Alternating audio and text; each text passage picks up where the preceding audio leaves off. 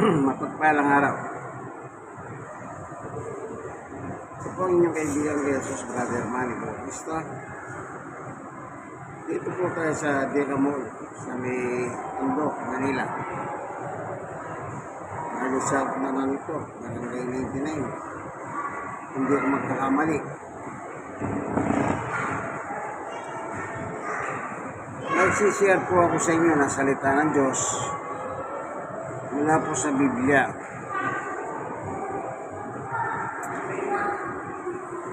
Alam niyo po, yung tao ay mahalaga sa kanya salita ng Diyos. At ang salita ng Diyos, may parte ang tao dyan. Halimbawa po, yung sinabi ng ating Panginoong Yesu Cristo sa Mateo 4:4. Yan. Ngunit sumagot si Jesus na susulat, hindi lamang sa pagkain nabubuhay ang tao, kundi sa bawat salitang namumutawi sa bibig ng Diyos. Kailangan talaga na tao ng pagkain. Pagkain pang physical at pagkain pang spiritual. Bago tayo abante, tayo muna yung manalangin. Panginoong Diyos, aming Ama, na makapangyarihan sa lahat, minsan pa, samahan mo po kami, mo ako, sa pagbubulay ng iyong salita, buksan ang puso at isip ng mga tao nakikinig ng video. Salamat po sa ngalan ng aming Panginoong Yesus. Amen. Bilang mga tao po, tayo po ay may dalawang kalagayan. Meron tayong physical, meron tayong spiritual. Yung physical po, ito yung nakikita nyo, yan.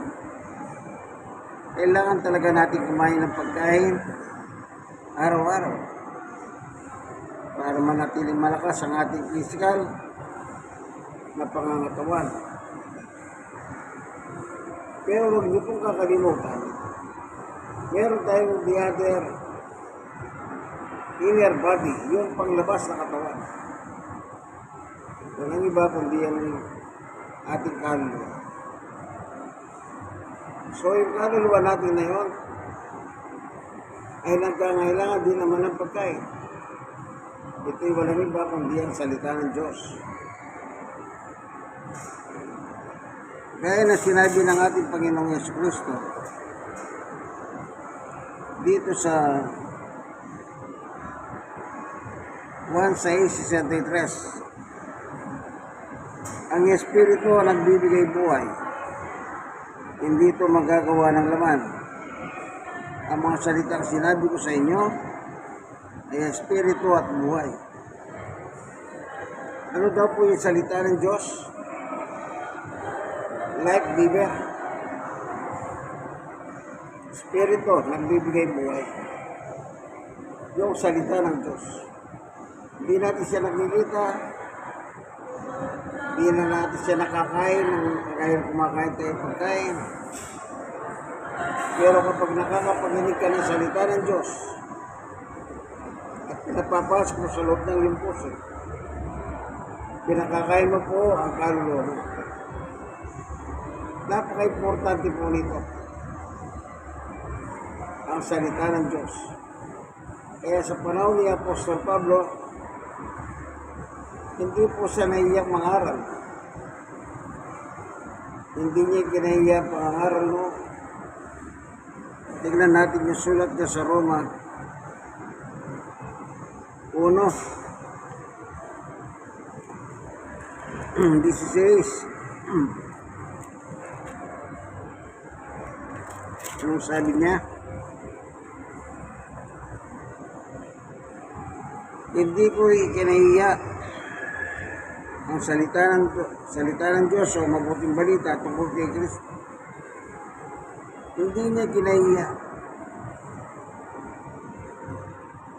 Ang alin? Ang mabuting balita tungkol kay Kristo. Sapagkat ito pong salita na about Jesus Christ Anong sabi niya? Sapagkat itong kapangyarihan ng Diyos. Kapangyarihan. Siya'y kaliligtas ng bawat mananampalataya. Jesus Christ is our Savior. Ang tagapagligtas. Ang manunubos. Redeemer. Tayo po, mga makasalanan tayong tao. Bilang makasalanan, kailangan natin ang tagapagligtas. Wala pong iba kundi ang ating Panginoong Jesucristo, ang anak ng Diyos na buhay. Lahat ng tao po nangangailangan ng kaligtasan. Kaya sinabi ng ating Panginoong Yesus sa kanyang epistola, ganito po ang sabi niya sa Mateo 28. Ito po yung nakasulat.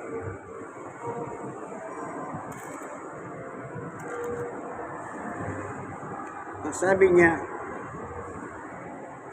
kaya umayo kayo at gawin ninyong alagad ko ang lahat ng bansa.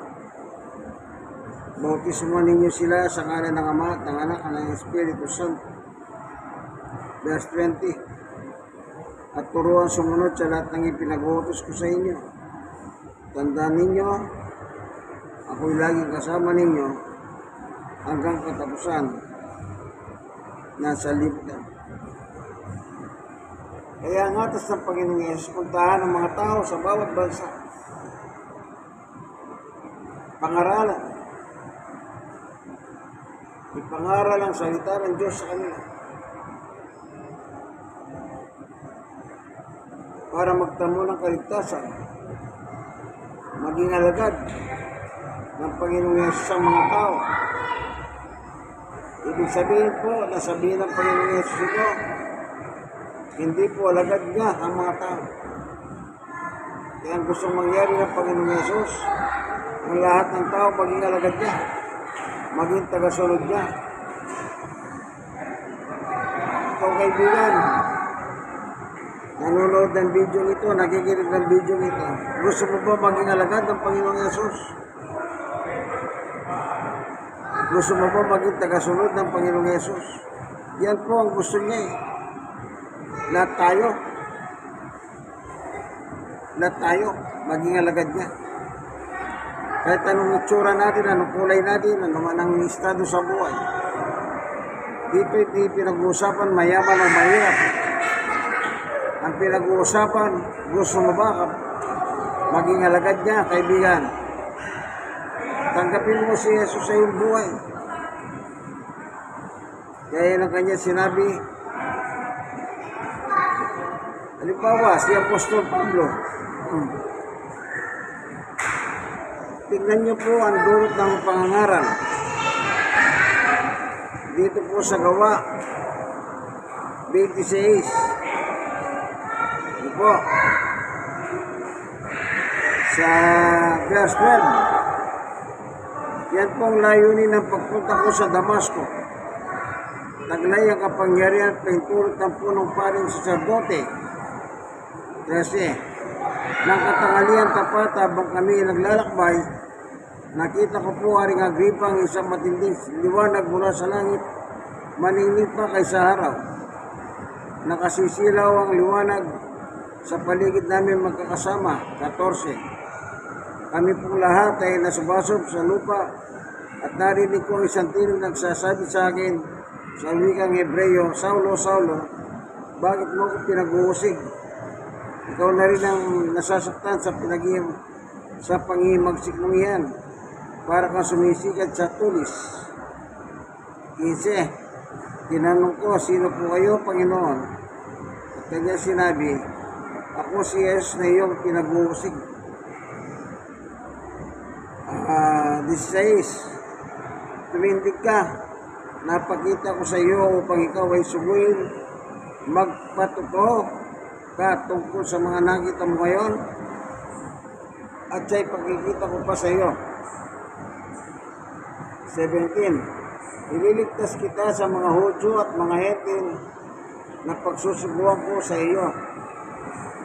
18. Susubuin kita sa mga taong iyon upang imulat ang kanilang mga mata, upang ibalik sa kaliwanagan mula sa kadiliman at sa Diyos mula sa kapangyarihan ni Satanas. At sa pamamagitan ng pagsampalataya nila sa akin, sila'y patatawarin. Sila'y patatawarin sa kanilang mga kasalanan at mabibilang sa mga taong pinapaging banal ng Diyos. Ito po yung atas ng Panginoong Yesus kay Pablo. Yung tao pangaralan mula kay Satanas papunta sa Diyos, mula sa kadiliman papunta sa liwanag. Kaya napakalaga ng salita ng Diyos sa buhay ng tao. Kasi nga po, mahal tayo ng Diyos. Ang gusto ng Diyos, maligtas po tayo. Hindi po tayo maparusahan, maligtas. Kaya nga inutusan si Pablo sa pamamagitan ng pananampalataya nila sa akin, ang sabi niya, sila'y patatawarin sa kanilang mga kasalanan. At ano pa po ang sabi niya? Sila'y patatawarin sa kanilang mga kasalanan. Tayo nagkasala tayo, kaibigan. Patatawarin pala tayo ng Panginoong Yesus. Basta tayo po'y sumampalataya sa Kanya. At anong pangako niya? Mabibilang sa mga pinapaging banal. Nagiging banal po pala ang tao, kaibigan. Hindi po ba napakaganda yan? Kung hindi niyo po sinusuko ang buhay ninyo kay Jesus Christ, sumo niya na po. Hindi po tayo nagbabanggit ng reliyon. Hindi po reliyon ang pinag-uusapan dito. Ang pinag-uusapan ikaw, kaibigan. Sinusuko mo na ba ang iyong buhay kay Kristo? Ang tagapagligtas nating mga tao makasalanan? Tayo pong lahat makasalanan. Wala po tayo pwedeng iturong walang kasalanan. Lahat po tayo nagkasala sa Diyos. Kagaya na sinasabi ni Apostol Pablo, dito po sa kasulatan, ang sabi niya ay ganito. Babasahin natin Roma 3:23. Sapagkat ang lahat ay nagkasala at walang sino mang karapat-dapat sa paningin ng Diyos. Lahat nagkasala. Hindi sinabi ni Pablo, kayo ang makasalanan, kayo nagkasala, wala akong kasalanan. Hindi. Sabi ni Pablo, lahat tayo nagkasala sa Diyos. Kaya hindi po tayo pwede magturo. Ay ako walang kasalanan niya, walang niya yan. Ako walang kasalanan yan, may kasalanan yan. Hindi. Lahat po tayo may kasalanan sa Diyos. Bawat isa meron tayong pananagutan sa Diyos pagdating ng araw. Pero maganda, kaibigan, bago dumating yung kamatayan ng buhay ng tao, naisuko na natin ang ating buhay kay Jesus. Ang Panginoong Jesus. Wala pong pinadala dito sa lupa, Panginoon Diyos, para natin sukat at kaligtas. Siya lang ang ating Panginoong Yesus. Kaya nga yung Christ alone, tignan niyo po yan, nasa 4:12 ng Gawa. Kapag meron pa nagsasabing meron pa tagapagligtas libang kay Jesus, magduda kayo.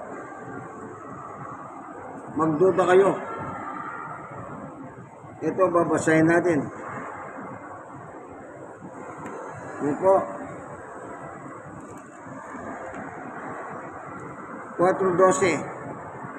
Kay Jesucristo lamang matatagpuan ang kaligtasan, sapagkat sa silong ng langit Ang kanyang pangalan lamang ang ibinigay ng Diyos sa ikaliligtas ng tao.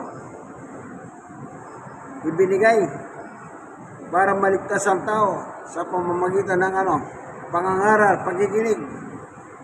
At sa iyong pananampalataya, kaibigan, magkakaroon ng katuparan ito.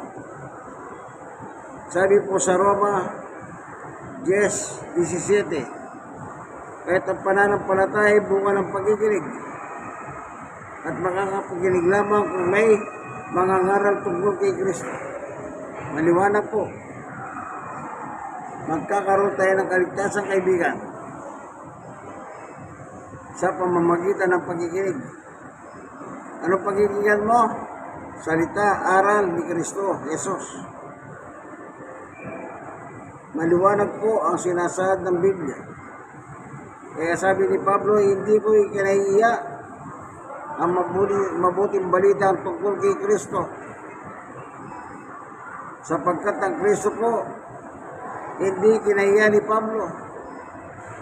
Hanggang sa kamatayan ni Apostol Pablo, si Kristo pa rin po ang dala-dala niya.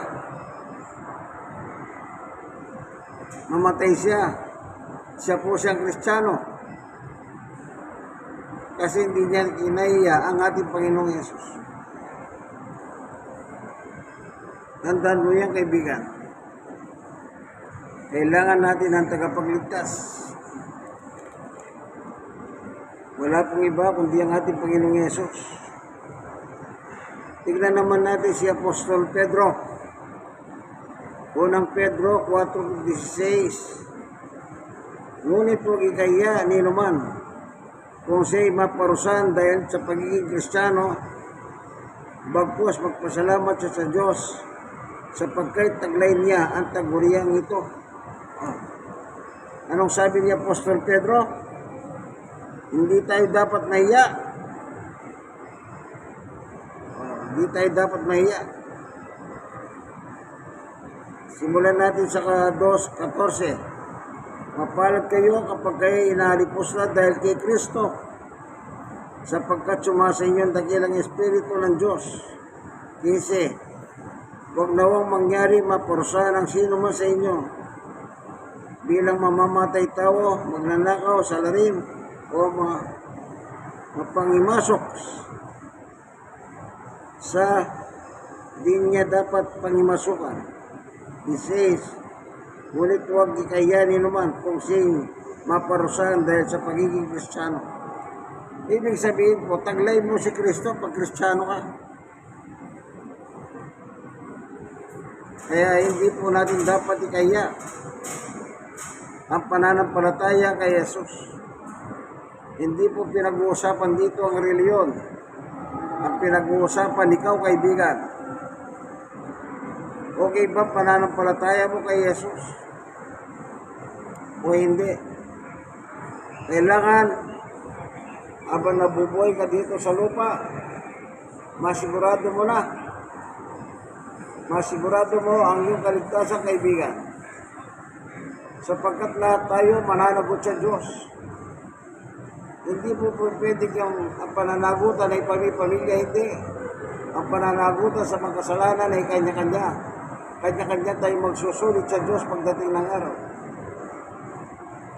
Kaya habang mayroon pang pagkakataon, kaibigan, hindi mo po sinusuko ang buhay mo kay Jesus, suko mo na. Sapagkat wala pong dahan papuntang langit kundi ang ating Panginoong Yesus. Anong sabi niya sa 1? Ganito po nakasulat. Sabi ng ating Panginoong Yesus Kristo, I am the way, the truth, and the life. No one cometh unto my Father except through me. Wala pong makakapunta sa langit, ang sabi niya, kundi sa pamamagitan ko. Dito po sa 1:14-6, ganito po ang nakasulat. Sumagot si Jesus, ako ang dahan, ang katotohanan at ang buhay. Walang makakapunta sa Ama kundi sa pamamagitan ko. Gusto mo makarating sa langit, kaibigan? Kailangan mo ang tagapagligtas. Gusto mo makarating sa langit, kaibigan? Kailangan mo ang tagapamagitan. Ito'y wala pong iba kundi ang ating Panginoong Jesucristo. Kundi niyo pa po sinusukong buhay ninyo kay Jesus. Kaibigan, hindi pa uli ang lahat. Isuko niyo na po ang buhay ninyo kay Jesus. Ito po ang nabasa natin sa Biblia. Aral po ng Diyos yan na binabasa po sa Biblia. Purihin ang Panginoon. Salamat po, Panginoon Diyos. Tinulungan mo kami, pinatutuhanan mo kami na kailangan namin ang tagapagligtas ng aming buhay sapagkat kami pong mga tao ay mga makasalanan at magbibigay sulit sa iyo pagdating ng araw. Maraming salamat po sa iyo, Diyos, sa ngalan ng Panginoong Yesus.